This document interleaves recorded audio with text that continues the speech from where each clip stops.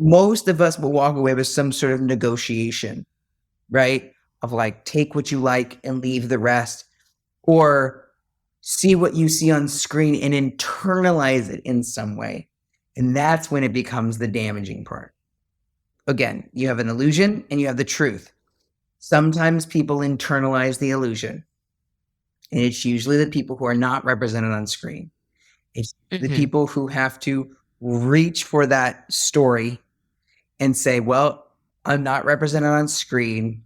What I see is two people who are in love. And I guess this means I'll never find love like this. And I guess this means I'm not lovable. Yeah. And then it happens in life. And it happens in movies. It's tiny little programs of us cycling through what we experience in our day-to-day lives. Has it always been this way? Yes. Stories teach us about us.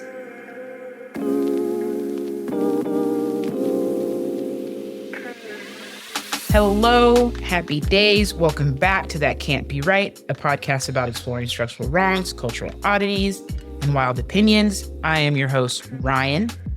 I'm glad you're here. Be sure to follow TCBR Pod on Twitter, TikTok, and Instagram.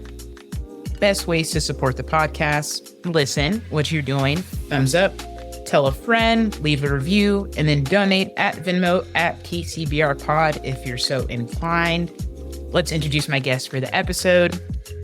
Joining me today is Kacy Boccumini. Did I say it right? Sure. In addition to being a great point guard and homie, Kacy is a writer, director, host of the Stories We Tell podcast, owner and founder of My Best Guy Productions, and Dodgers fan and Lakers fan. One of the few Dodgers fans who hasn't given me a terribly hard time about my love for the Astros, which I appreciate. I'm in some group chats where the fire was real hot for a few years until the Dodgers won, but anyway, we're here. Look, I love you as a person. I can't help that you love cheaters. Like, it's that's out of the realm of things I can control, Ryan. Like, that I don't is true. Like, also, it's not like you did it. Like, as a fan, the fans didn't do it. The team did it. And, I will say this, like, as someone who loves the USC Trojans, it's really frustrating that, like, we have a Heisman that's gone, right? Yep. Because we were supposed cheaters, but everybody else seems to get to keep their shit. Like, but there's people that don't get to keep their shit. So yeah, give that man back his Heisman. Everybody else got cars and houses, so his mom got a house. Like, that's how it works. Right. He still ran all the yards. Exactly. It didn't. Anyway, if you want to come back for an episode about that, we can get it on the calendar for sure. Oh, anytime we want to talk about sports, honestly, as part of the trans community, the one thing I have a hard time doing is talking about sports with my friends, because they're always like, God, you're just like a straight, like, I get invited to trivia teams because I know sports and movies. They're just like, hey, you're the sports and movies guy. And I was like, I think that makes me like a Joe Rogan type person. And like, I do not, no. Anyway, I have been wanting to get Kacy on this podcast for a while, but I couldn't figure out like an angle. I want to come to people with like a real question. And I'm like, hey, do you want to we can absolutely shoot the shit. Always happy to make time for that. But I need people to leave this podcast smarter sometimes. Oh, God, what a bar. I know. The bar I've set for myself, do I achieve it every time? You can listen to my episode about SWV and decide for yourself. I had a lot of fun recording it. I think I'm going to have a lot of fun recording this one. I love SWV. Oh, God, so good. Classic. And the premise of that episode was essentially, everybody go back and listen. Like, people don't know their names. Like, the ladies from TLC, the ladies from Destiny's Child, the ladies from Escape for different reasons. But like, I watched their reality show a few months ago and realized I didn't know much about them. So I feel like I didn't even know they had a reality TV show. So now I have to go do some deep dives. Exactly. We figured out a concept, right? I pitched a few ideas. Mm-hmm. Kacy figured out the movies, but in the interest of storytelling and production, I'm not going to tell you yet. First, we're going to learn more about Kacy and his journey to film and storytelling, his relationship with film. So, Kacy, what drew you to like film as a medium over maybe reality TV? Oh man. Well, here's the thing. I'm an LA native, which is very strange when people hear that. They go, "What?" Which means that so I was born in the tail end of 1979, and my dad moved us to a town, wasn't a city yet. It was a town called Diamond Bar.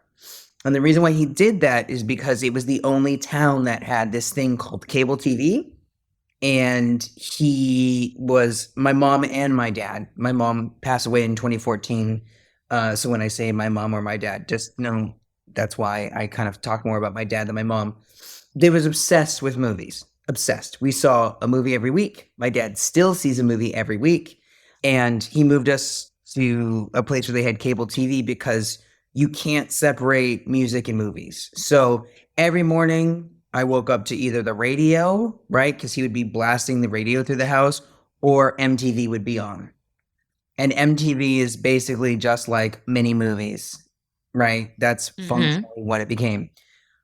So that sort of mode of storytelling was always, I don't want to say that I was groomed, but I was just drawn to it because it made sense to me.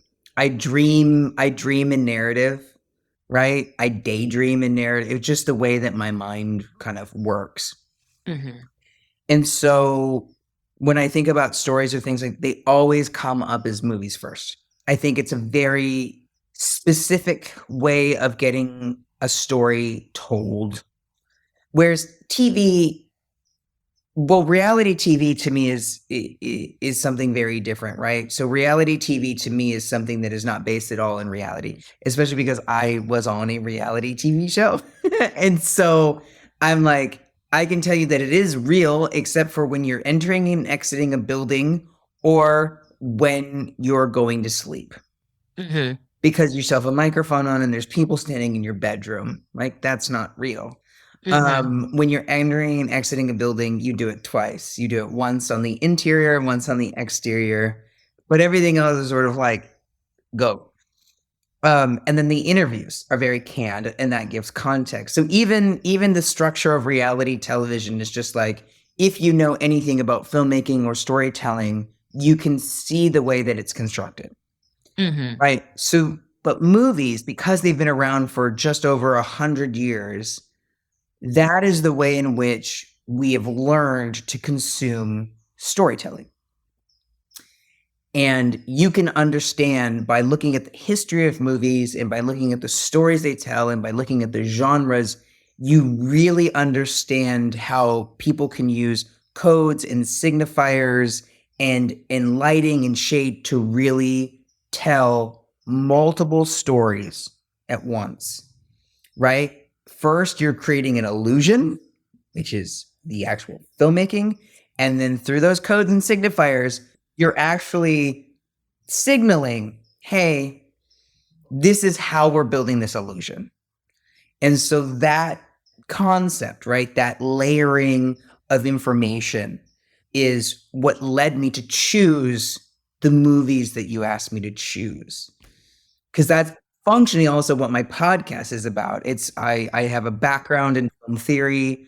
I never went to film production school. I only went for theory.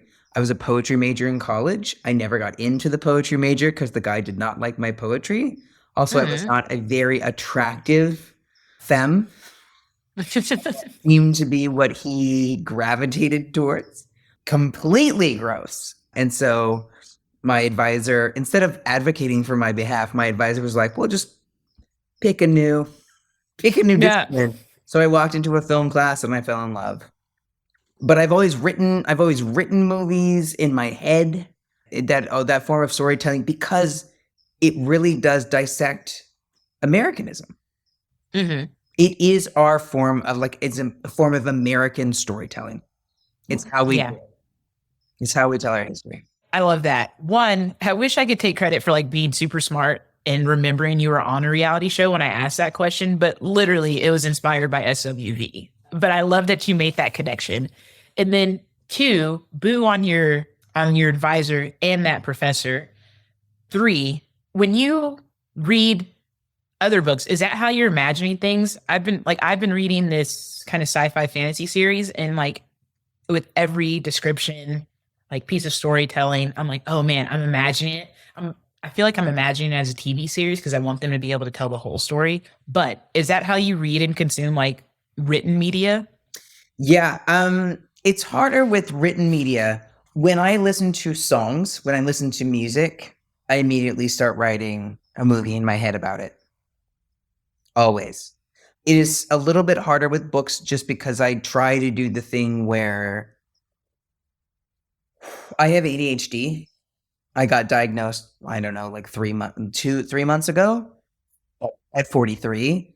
And I never realized like why it was so hard for me to like sit down and read a book. But I love them. I love to read. Yeah.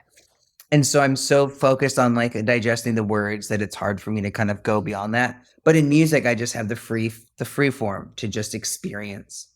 I don't know if you're at all subscribed to astrology or any of the. I know I'm a Taurus, and that's the limits of my knowledge. And I know I fit the Taurus mold very well. Are you an April Taurus or a May Taurus? May. Excuse me. Happy belated birthday. Thank you. When is your birthday? May 7th. Okay. So I'm a Scorpio, which is your opposite, but my rising, which is how I appear, is also in Taurus, which is probably why you like me so much. Because we appear to be very similar. Listen, you have common sense and you're a good person. And those really, that is my, everybody, if you're listening and you want to be my friend, those are really the only 2 criteria. Mm-hmm. But you would be surprised how many people really fall off on the common sense part. I wouldn't be surprised at all. I wouldn't be surprised at all. Common sense is one of those things that I think that people can either not have it at all because they're just completely checked out, or they're just so wrapped up and consumed in their own anxieties that they talk themselves out of it. And then there's everybody. And then there's a small select few who are just like, let's talk. Let's have a conversation about this. Let's be reasonable. Right. That's it. And I will add a third criteria for being Ryan's friend. I think self-awareness, like just awareness about yourself, I think is important. And I think that takes shape in a lot of different ways. I think just like awareness of like how you operate in the world, how you move in the world, like your level of privilege, your relation to other people. Also something I've always appreciated about you. So thank you. Thanks. I appreciate it. Yeah. So that's how in regards to like movies and things like that, I'm a big fan. How to be my friend is I need you to tell the truth. Trust me enough to know that I'm an adult and I can handle things. And one of the things that I love and hate about movies is that they tell the truth, but they tell it in a backwards way. Mm-hmm. Like lying by omission is kind of what movies do. I want to bring that back up when we discuss the movies I watched. Okay. Because I guess I'm ultimately curious if that's always been the case. So, yes, I think that is ultimately the point of them, right? Mm-hmm. Like, so I'm going to give a very recent, I could go back to like old examples, but I'm going to give a very recent example. La La Land, right? Mm-hmm. La La Land is about white people and jazz, right? I didn't watch it. I saw the trailer and I said, no. But I know enough to know what it's about. Now, the illusion it's painting is that white, cis, heterosexual people are the masters of jazz. That's the illusion. But the truth that it's telling, the very clear truth that it's telling, is that white, cis, heterosexual people, right, appropriate things that are not theirs. Mm-hmm. So it is lying and it is telling the truth. And that is a trail. That is what movies do. During the Great Depression, right? You had these extravagant musicals because people wanted this thing called escapism, right? They wanted to forget about their reality and step into a fantasy. And those tell you that I'm creating something that is absolutely not real. You're consenting to a fantasy. But the way in which our subjectivity works, the way in which we relate to the world around us, right? From a psychological perspective, not philosophical, psychological perspective, is that I, as Kacy, will never, with my eyes, see myself as a whole person. I have to look at a reflection in a mirror to see me complete, right? I'll never see me also from the perspective of you. I'll never see me the way that you see me. When I'm watching a movie, I then project that onto the objects that I see, right? It's Lacanian. I can suggest many books. But so when we're watching a movie, we can sort of step into the subjectivity. This is why when the camera looks at something and we're identifying with the camera, what they look at and how they look at it is so important, right? This is how a film becomes immediately sexist, immediately racist, immediately xenophobic, immediately transphobic. It's because how you see something, then all of a sudden the Terminator AI, the Terminator cyborg metrics start calculating, categorizing what it is you're seeing and how you are supposed to feel about it. Because unlike your eyes, when you're watching a movie, you have music that tells you how you should feel about it. You have lighting, right? You have things in the background. Like if you're looking at this screen, the things that you could tell about me is that A, I'm a Dodger fan. B, I like movies. The movies are probably horror movies. I'm somewhat trans because I have a trans flag. I'm either supportive or one, and I like plants, right? Like there's a lot of metadata and, a little whimsical, but also very structured and very serious. Like you can tell a lot about my frame. Your brain does this over and over and over again. And when you're watching a movie, other people are inputting on that. It's not just your opinion. You are being groomed every 24 frames per second, 30 frames per second on what to feel and how to be in this particular space. So what you see is important. Who puts all the things there is important. Who writes all the words is important. Who directs the action is important. Who sets up the camera and the frame is important. The representation throughout all of those leads into what you will feel and see and walk away with. Now that will either be totally consumed, right? You just say, what I see, I accept. Or it will be completely rejected, right? Like, oh, gay cowboys, broke back. No, never. Most of us will walk away with some sort of negotiation, right? Of like, take what you like and leave the rest, or see what you see on screen and internalize it in some way. And that's when it becomes the damaging part. It's the internalization of the things that we know. So again, you have an illusion and you have the truth. Sometimes people internalize the illusion, and it's usually the people who are not represented on screen. It's the people who have to reach for that story and say, well, I'm not represented on screen. What I see is two people who are in love. And I guess this means I'll never find love like this. And I guess this means I'm not lovable. Yeah. And then it happens in life. And it happens in movies. It's tiny little programs of us cycling through what we experience in our day-to-day lives. Has it always been this way? Yes. Stories teach us about us. Are movies very specific? Yes. They're very dangerous because it replicates the same subjectivity, and it focuses our viewpoint, because unlike reading a book, you don't have somebody working a thunderboard or playing a music to evoke the emotion that they want you to evoke. That was a very long answer.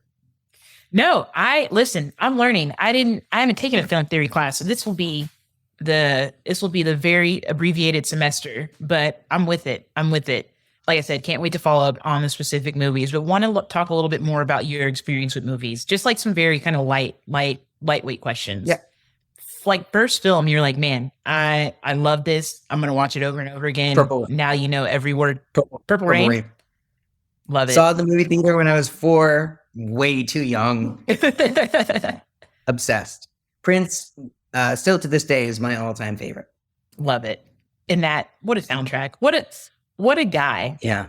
I just heard someone on another podcast telling stories about him, and I was like, he was very consistent. This is a question rooted in a movie I enjoy, but have only watched once. I'll tell you what it is in a second. Are there any movies you've watched, you enjoyed, but you've never gone back to because they were just like so traumatizing, sad? Gosh.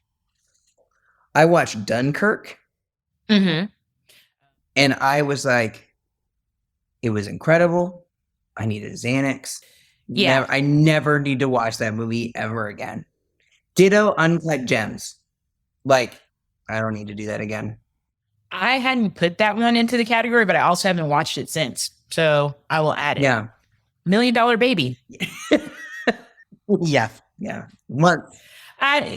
Once is enough. You took the chair you put on the stage right from under me, Clint. Yeah. It was, I've talked about that before. And then finally, before we get into the categories and the movies that we picked, who are some like your favorite, most influential, like actors, actresses, directors, or like when you're watching a movie, watching a film, like maybe like what's most influential to you? Is it the actual people on the screen? Is it the actors and actresses themselves? Is it the director? Is it like some other piece of the production process that maybe like plebe like me isn't super familiar with?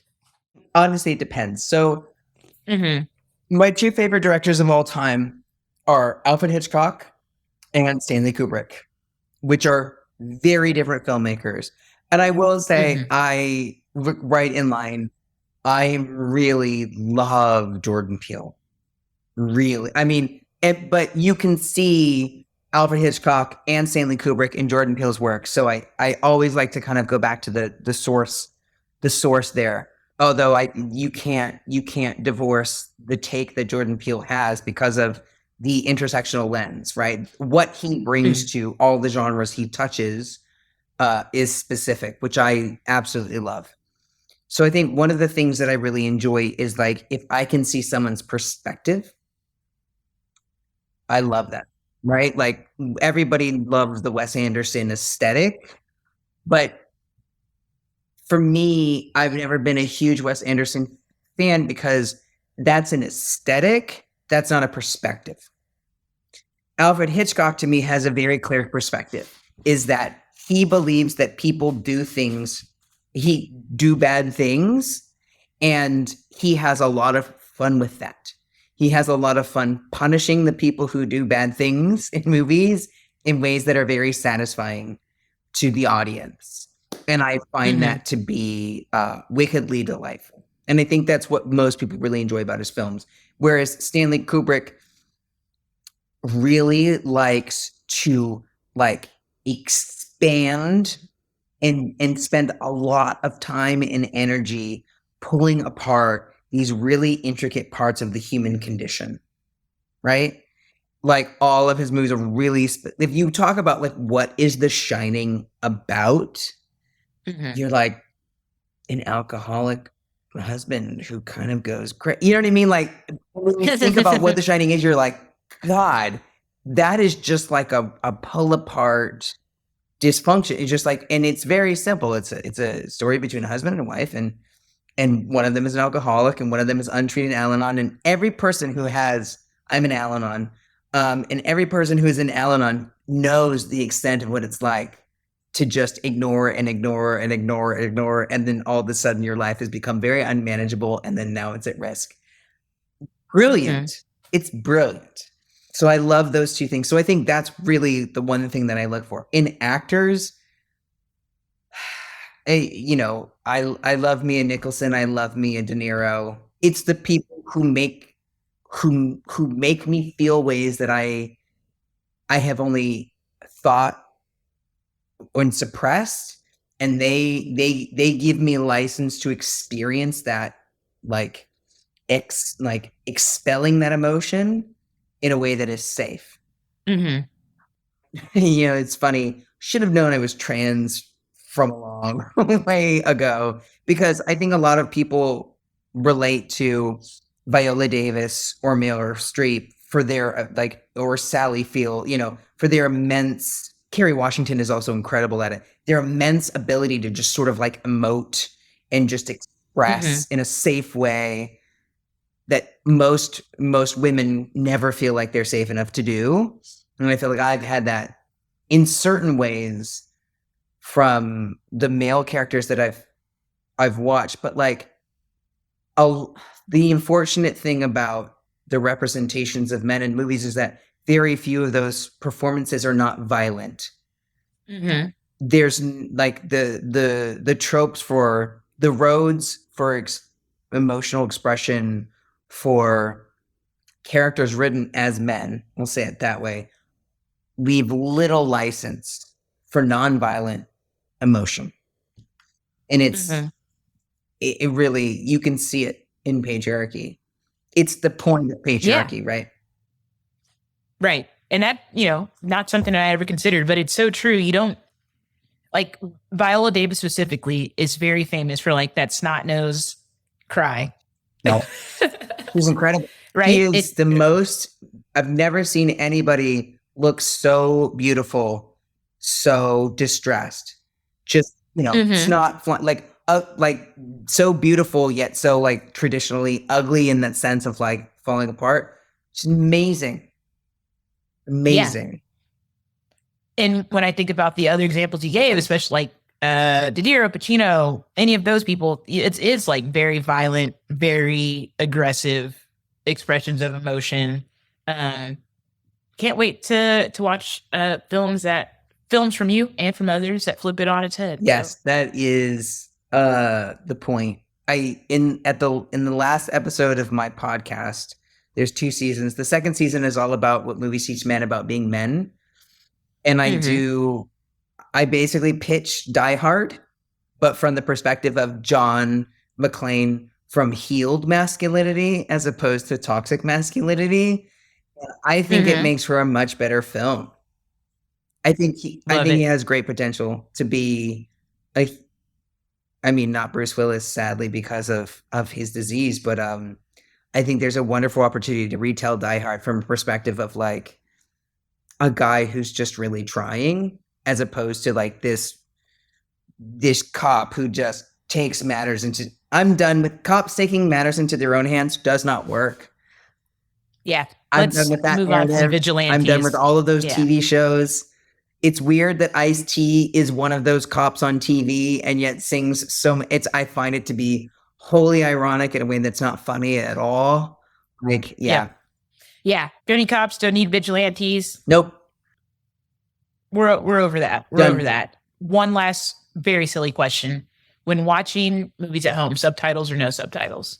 Depends. There's no hard and fast rule. If there's like a real thick accent, sometimes I have to watch like the British Bake Off with subtitles, because I'm like, what? Especially like the Irish. I'm like, oh no, what did you just say? And especially the way, they just say some words differently. I was like, oh, that's not what I was expecting the dish to be. So, and scene. All right, folks, hate to do it to you, but Kacy and I talked for about another hour. So I'm breaking this episode into 2 parts. In film, they call that a cliffhanger. Follow, subscribe, repent, do whatever you got to do to make sure you get the next episode of That Can't Be Right in your feed as soon as it drops. Follow along at TCBR Pod on Twitter, TikTok, and Instagram for the full list of instructions on how to be my friend or Kacy's friend. In the meantime, please behave when you go see movies in public. Bye!